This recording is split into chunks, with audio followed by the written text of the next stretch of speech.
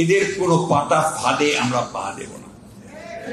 এরা ফাঁদ পাচ্ছে, আমাদেরকে প্রভোগ করছে যে আমরা যেন আমরা ঝাঁপিয়ে পড়ি, প্রতিবাদ করি, কনফ্রন্টেশন করি, এমন একটা অবস্থা তৈরি করি যেন গণতন্ত্রের উত্তরণটা ব্যাহত হয়। এটাতে আমরা পা দেব না।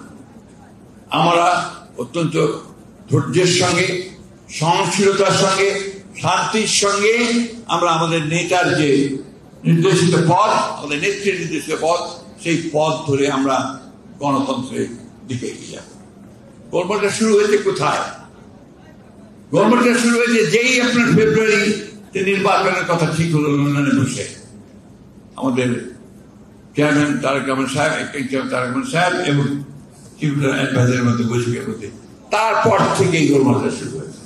অর্থাৎ নির্বাচন হতে দেওয়া যাবে না। এটা এদেশের মানুষ, তারা বরাবরই সংগ্রাম করেছে, লড়াই করেছে, তারা তাদের যে দাবি, সে দাবিকে আদায় করে নিয়েছে। এবং এই নির্বাচনও অবশ্যই দেখবেন ওই আপনার ফেব্রুয়ারি মাসের যে ঘোষিত সময়, সেই সময়ের মধ্যে নিশ্চয়ই আপনার অনুষ্ঠিত হবে। আমরা নির্বাচনটাকে বিএনপিকে ক্ষমতা নেওয়ার জন্য তো চাচ্ছি না। আমরা চাচ্ছি যে বাংলাদেশে একটা গণতান্ত্রিক কাঠামো তৈরি হোক। আমরা চাচ্ছি মানুষ তার প্রতিনিধি নির্বাচিত করুক এবং তার জন্য সংস্কারের প্রতিটি ক্ষেত্রে আমরা কিন্তু প্রায় একমত হয়েছি।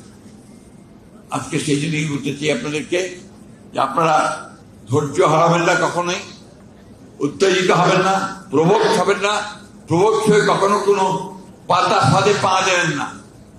একটা কথা বলেই আমি শেষ করবো। আমার একটা বদভ্যাস আছে, আমি কবিতার লাইনটি বলে দিয়ে সবসময় আবারও বলছি, বন্ধু তোমার ছাড় উদ্বেগ, সুতীক্ষ্ণ করো চিত্ত, বাংলার মাটি দুর্জয় ঘাটি, বুঝে নেই বৃত্ত। কেউ পারবে না আপনাদেরকে রোধ করতে, কেউ পারবে না।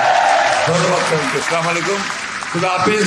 বাংলাদেশ জিন্দাবাদ, বাংলাদেশ জাতীয়তাবাদী ছাত্র দল জিন্দাবাদ, আমাদের শহীদ জিয়া পারক, দেশনেত্রী জিন্দাবাদ, তারেক রহমান জিন্দাবাদ।